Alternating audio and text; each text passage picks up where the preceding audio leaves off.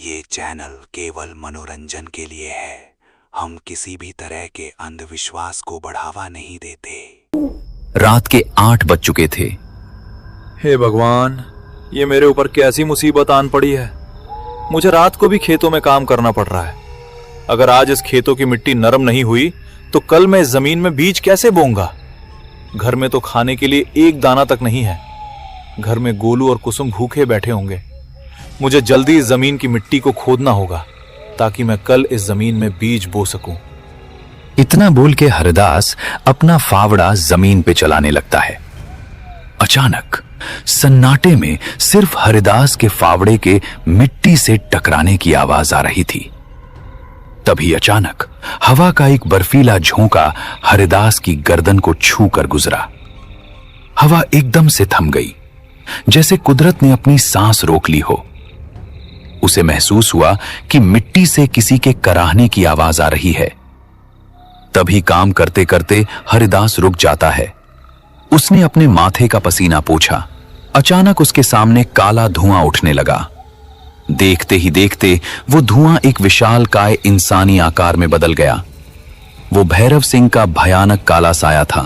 उसकी आंखों की जगह 2 दहकते हुए लाल अंगारे चमक रहे थे। हरिदास, ये मेरे खेतों में तुम क्या कर रहे हो? ये जमीन मेरी है। सीधी तरह यहां से चला जा, वरना मुझसे बुरा कोई नहीं होगा। सामने का नजारा देख के उसकी चीख गले में ही दब गई। वो साया हवा में तैरता हुआ उसकी ओर बढ़ने लगा। डर के मारे हरिदास के पैर तले जमीन खिसक गई और हरिदास बदहवास होकर डरते हुए गांव की ओर भागने लगा। वो इतना डरा था कि उसे अपनी जान हलक में महसूस होने लगी।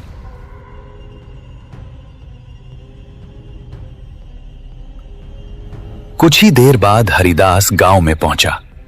रात के 8:30 हो रहे थे। पूरा रामपुर गांव अंधेरे की चादर ओढ़े सो रहा था, लेकिन हरिदास के कच्चे घर में सन्नाटा चीखों से भरा था। छोटा सा गोलू रसोई की फर्श पर बैठा अपनी मां का पल्लू पकड़कर रो रहा था। माँ, ओ माँ, मुझे जोरों की भूख लगी है। पेट में चूहे दौड़ रहे हैं। मुझे खाना दो ना माँ। पिताजी अभी तक क्यों नहीं आए? क्या वो मेरे लिए खाना लाने गए हैं? बेटा गोलू, थोड़ा और सब्र कर ले। घर में खाने के लिए दाना तक नहीं है। मैं कहाँ से तुझे खाना दूं? तेरे पिताजी काम करने खेत पर गए हैं। वो अभी आते ही होंगे। जब वो आएंगे तो तेरे लिए कहीं ना कहीं से खाना जरूर ले आएंगे। बस थोड़ा और सब्र कर ले मेरे लाल। तभी दरवाजे पर एक जोरदार दस्तक हुई। हरदास पागलों की तरह भागता हुआ घर के अंदर दाखिल हुआ। उसके कपड़े पसीने से भिगे हुए थे और उसके आंखों में डर की एक दहशत थी। जब हरदास घर के अंदर रसोई में आया, हरदास को इस हालत में देख के उसकी पत्नी कुसुम ने उसे कहा, गोलू के पिताजी, ये क्या हाल बना रखा है आपने? क्या हुआ और आप इतने डरे हुए क्यों हो? कुसुम, वो खेत पे मुझे काला साया दिखा। वो साया अपने गांव के जो कुछ दिन पहले मर चुके भैरव सिंह का था। वो जमीन कुछ साल पहले उसी भैरव सिंह की थी जो आज हमारे पास है। उसने मुझे खेतों में काम करते हुए देख लिया। उसने मुझे धमकी दी कि अगर दोबारा इस खेत में दिखाई दिए तो वो मुझे जिंदा नहीं छोड़ेगा। गोलू के पिताजी, ये आपका भ्रम है। उस खेत में कोई साया नहीं है। आपको भी वहम पालने से पेट नहीं भरता। पहले यहाँ देखो, आपका बेटा भूख से तिलमिला रहा है। डर को किनारे रखिए। अगर आपने गोलू के लिए खाना नहीं लाया तो मेरा बेटा गोलू आज रात दम तोड़ देगा। आप अभी अपने गांव के बंसारी सुखीराम की दुकान पर जाइए और उधारी पे कुछ खाना बनाने के लिए थोड़ा राशन ले आइए। लेकिन कुसुम, सुखीराम के राशन के पहले से ही हमारे ऊपर उधारी के पैसे हैं। अगर आज फिर से मैं सुखीराम के दुकान पे राशन उधारी पे लाने गया तो वो मुझे धक्के मार के वहां से निकाल देगा। लेकिन गोलू के पिताजी, अगर आज आप राशन नहीं लाओगे तो मैं खाना कैसे बनाऊंगी? अगर मैंने खाना नहीं बनाया तो हमारा बेटा भूख से मर जाएगा। आप कुछ भी करिए, लेकिन आपको कहीं ना कहीं से राशन लाना ही होगा। आप सुखीराम के आगे गिड़गिड़ाओ, उसके पैरों में अपना माथा रख के हाथ जोड़ के, पर आज उससे थोड़ा राशन लेके आ जाओ। हरिदास ने अपने भूख से बेहाल बेटे गोलू की तरफ देखा।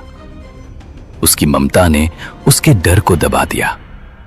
उसने अपने एक हाथ में घर की लालटेन उठाई और कांपते कदमों से बंसारी सुखीराम की दुकान की ओर निकल पड़ा।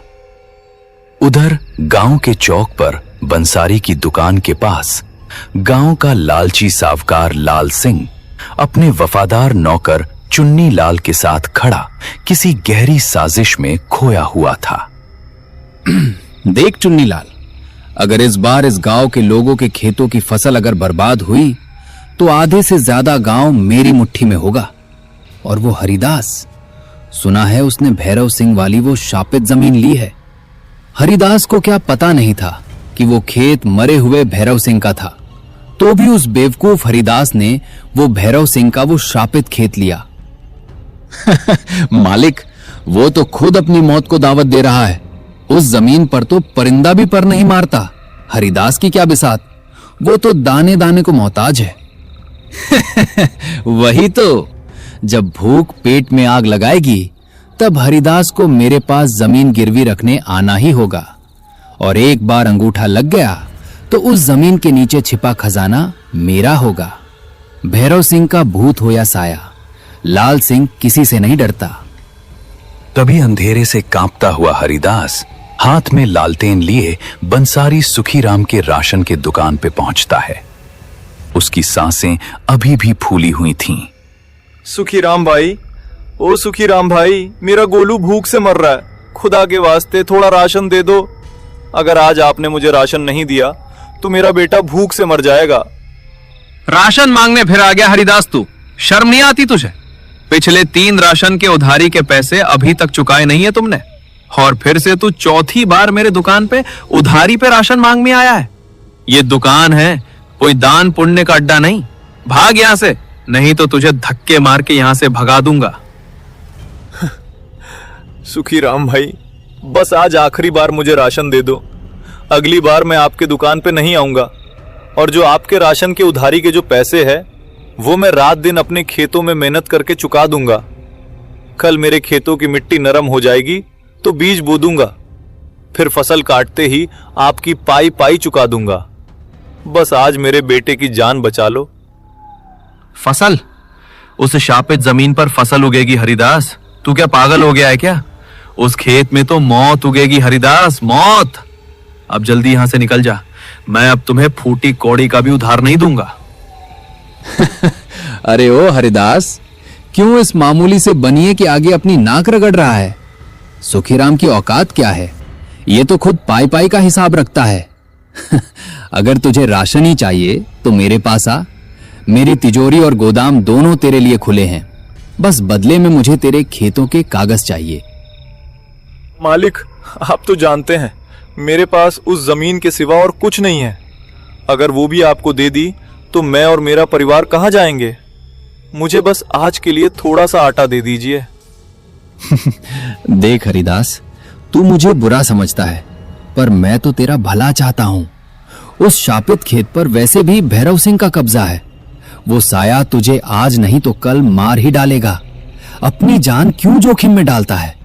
वो खेत मुझे दे दे, बदले में मैं तुझे इतना अनाज और पैसा दूंगा कि तेरा गोलू उम्र भर ऐश करेगा। हाँ हरदास भाई, मालिक ठीक कह रहे हैं। मर गया तो खेत किस काम का? और वैसे भी उस साये के सामने तेरी बिसात ही क्या है? यहां गांव वाले तो सिर्फ तमाशा देखेंगे। मालिक ही हैं जो तुझे इस मुसीबत से निकाल सकते हैं। बस अंगूठा लगा दे और सुखीराम की दुकान का सारा राशन ले जा। सुना है आज वो साया तेरे काफी करीब आ गया था। संभल जा हरिदास, अगर आज तूने मेरी बात नहीं मानी तो कल सुबह तुझे बचाने वाला कोई नहीं होगा। भूखा पेट और वो खौफनाक साया दोनों मिलकर तेरा अंत कर देंगे। बोल, क्या मंजूर है तुझे? क्या तेरी जमीन करेगा मेरे नाम? दोबारा तुम्हें ऐसा मौका नहीं मिलेगा। नहीं मालिक, वो खेत मेरे पुरखों की उम्मीद है। मैं अपनी मेहनत की मिट्टी को लालच की आग में नहीं झोंकूंगा। साया मेरी जान ले सकता है, पर मेरा आत्मसम्मान नहीं। बड़ा आया स्वाभिमानी। ठीक है, जा मांग भी कि सुखीराम से। देखते हैं ये और तेरी मेहनत तुझे उस भैरव सिंह के साए से कैसे बचाती है। चुन्नीलाल, चल यहां से, इसे इसके हाल पर छोड़ दे। जब कल ये अपनी लाश उठाएगा तब इसे मेरी याद आएगी। ये बातें बोल के लाल सिंह और उसका नौकर वहां से चले जाते हैं।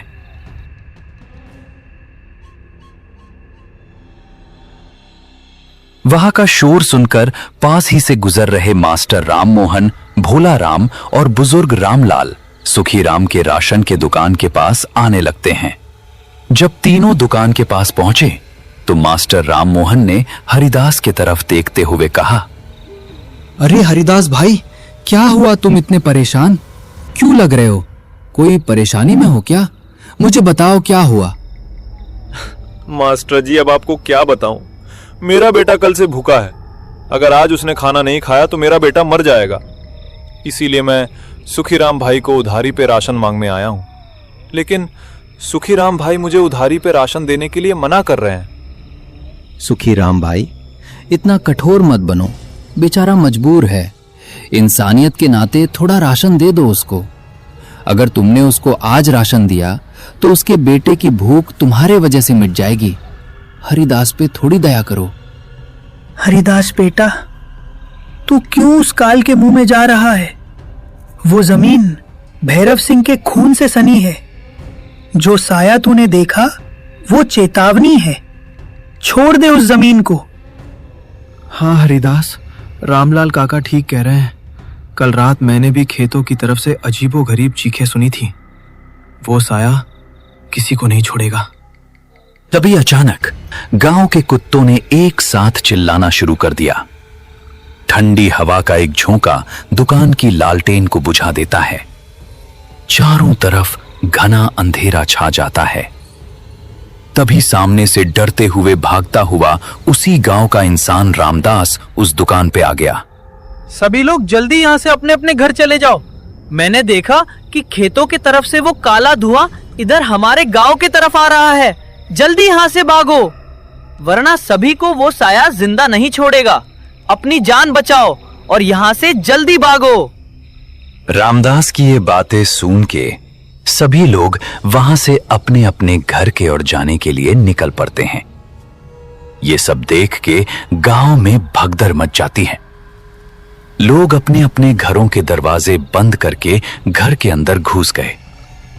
हरिदास बिना राशन लिए ही अपने घर की तरफ जाने लगता है। तभी हरिदास अपने आप से बातें करते हुए बोला, चाहे भूत हो या शैतान, मैं अपने बेटे को मरने नहीं दूंगा। सुखीराम ने अगर मुझे आज राशन नहीं दिया तो क्या हुआ? मैं आज इसी वक्त वापस उसी खेत में जाऊंगा और उस साये से अपनी मौत मांग लूंगा। कम से कम घर वालों को मेरी लाश तो मिलेगी।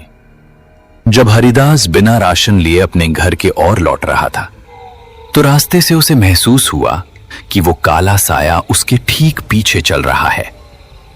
जैसे ही हरिदास घर पहुंचा तो कुसुम वही दरवाजे के पास उसका इंतजार कर रही थी और उसका बेटा गोलू भूखा ही बिस्तर पे सोया हुआ था। आ गए आप? क्या लाए? आपके हाथों में तो मुझे कुछ नहीं दिख रहा है। क्या हुआ गोलू के पिताजी? आप राशन लेकर नहीं आए और ये बाहर कैसा शोर है? कुसुम, सुखीराम ने मुझे उधारी पे राशन देने से मना कर दिया, लेकिन शायद भगवान हमें इस जन्म में भूखा ही रहने देगा। अब क्या होगा गोलू के पिताजी? हमारा बेटा भूखा ही सो गया। मैंने उसको कहा था कि तुम्हारे पिताजी जल्दी राशन लाएंगे और मैं तुमको खाना बना कर दूंगी, बाद में तुम खाना खा लेना। गोलू ने आपकी बहुत देर तक राह देखी, लेकिन आप आते नहीं दिखे तो हमारा बेटा भूखा ही सो गया। कुसुम, मुझे सावकार लाल सिंह ने कहा था कि वो मुझे पैसे देंगे, लेकिन उसको वो हमारा खेत चाहिए। अगर मैंने उसको हमारे खेत उसके नाम कर दिया तो वो हमारे खेत के बदले हमें पैसे देंगे। नहीं गोलू के पिताजी, हमारे पास वही तो थोड़ी सी जमीन का टुकड़ा है। अगर वो जमीन हमने उस सावकार लाल सिंह के नाम कर दिया तो हम क्या खाएंगे? कुसुम, तुम टेंशन मत लो।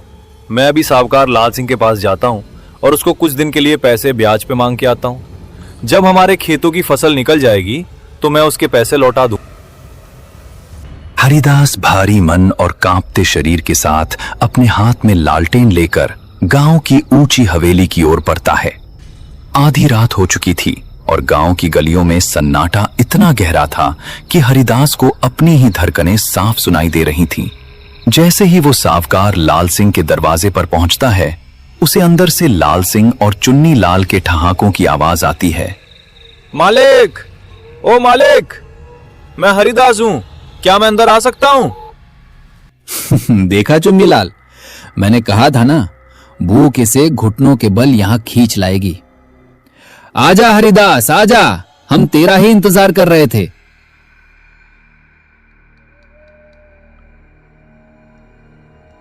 मालिक, मुझसे बड़ी भूल हो गई। सुखी राम ने मुझे आखिरकार राशन नहीं दिया। उधर घर में मेरा बेटा गोलू भूख से तड़प रहा है। गांव के लोग कहते हैं आप बड़े दिल वाले हैं, मुझे कुछ पैसे ब्याज पर दे दीजिए।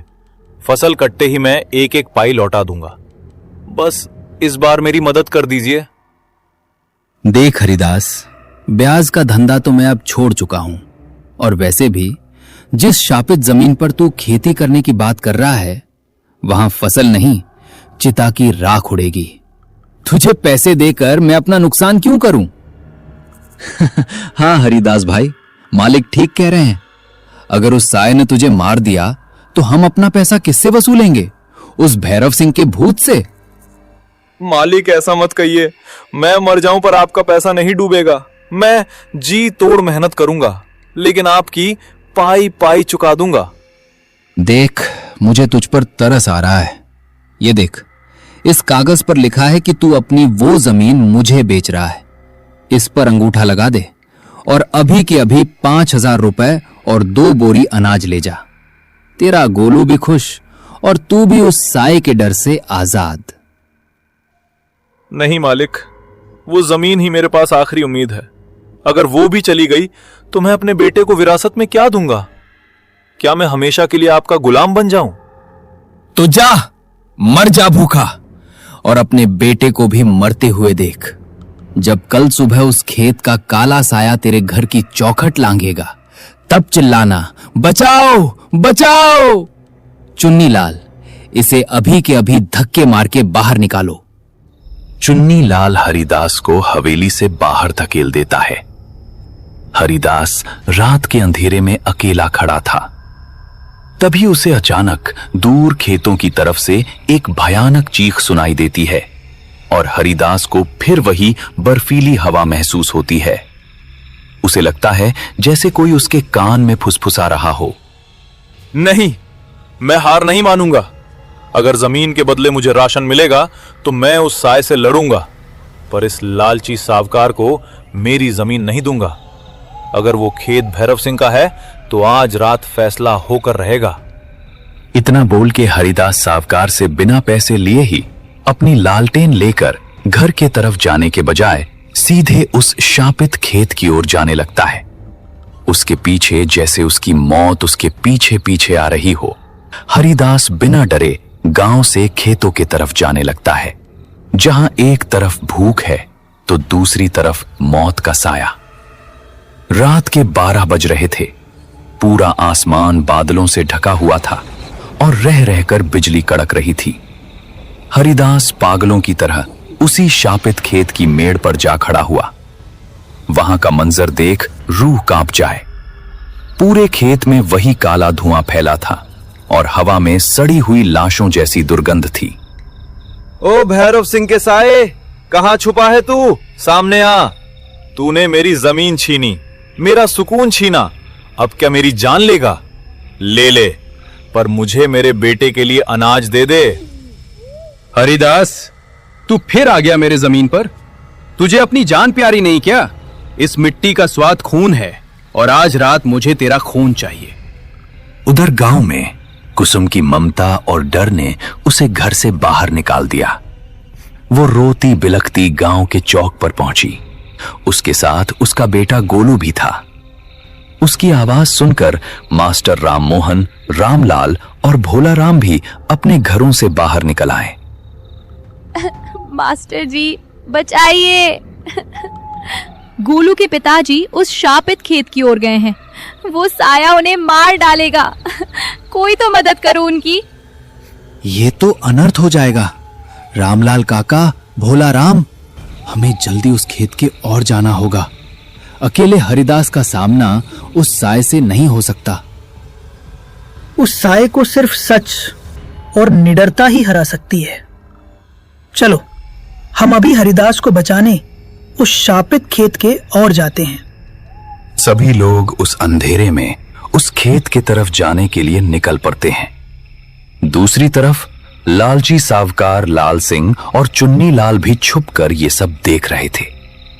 उन्हें लगा कि अगर हरिदास मर गया तो जमीन के कागजात और खजाना उन्हें कभी नहीं मिलेगा।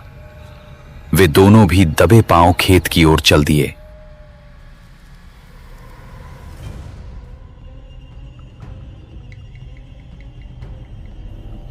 उधर उस भैरव सिंह के साय ने हरिदास को अपने धुएं जैसे हाथों से हवा में उठा लिया था। हरिदास का दम घुट रहा था। तभी वहां सभी गांव वाले आ जाते हैं। सबसे आगे कुसुम थी, जिसकी आंखों में एक बेटे के लिए मां की ममता और अपने सुहाग की ताकत। जब सब लोग वहां पहुंचे तो उन्होंने देखा कि हरिदास को साया अपने हाथों में लेकर हवा में उड़ा रहा था। छोड़ दो इन्हें।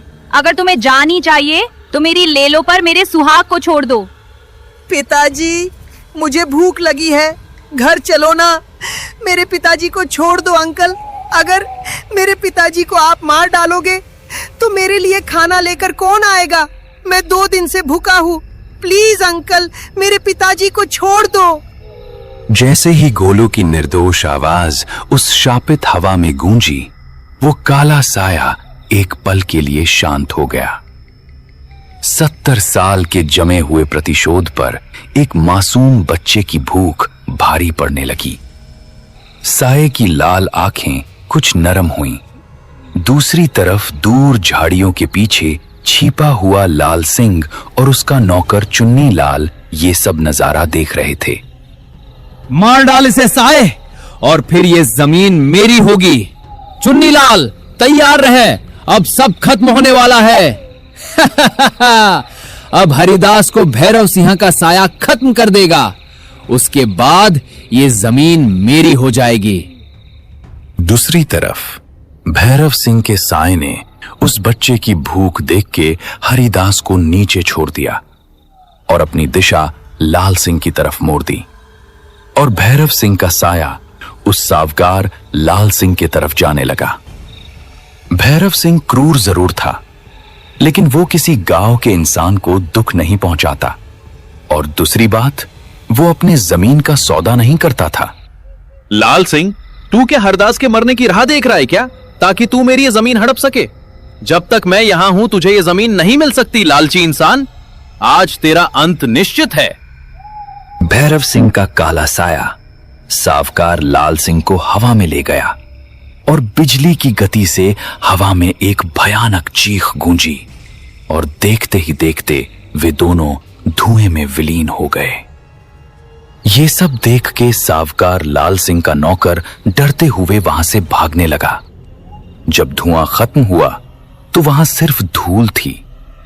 वो शापित साया शांत हो चुका था। जाते जाते भैरव सिंह का साया उनके सामने आया और एक भारी आवाज के साथ बोला, हरिदास, ये मिट्टी अब आजाद है। जा, इसमें सोना होगा और अपने बेटे का पेट भर। आज से ये जमीन तेरी है। अब तुमको कोई भी परेशान नहीं कर। अब वो शापित खेत हमेशा के लिए हरिदास का हो चुका था। अब उस खेत में कोई भी साया नहीं था। अगले दिन सूरज की पहली किरण के साथ खेत की मिट्टी नरम हो चुकी थी। हरिदास ने उस खेत में फिर से काम करना शुरू किया, जिसमें अब खौफ नहीं बल्कि उम्मीद की एक किरण थी। रामपुर गांव का वो काला साया अब हमेशा के लिए उस खेत से खत्म हो चुका था।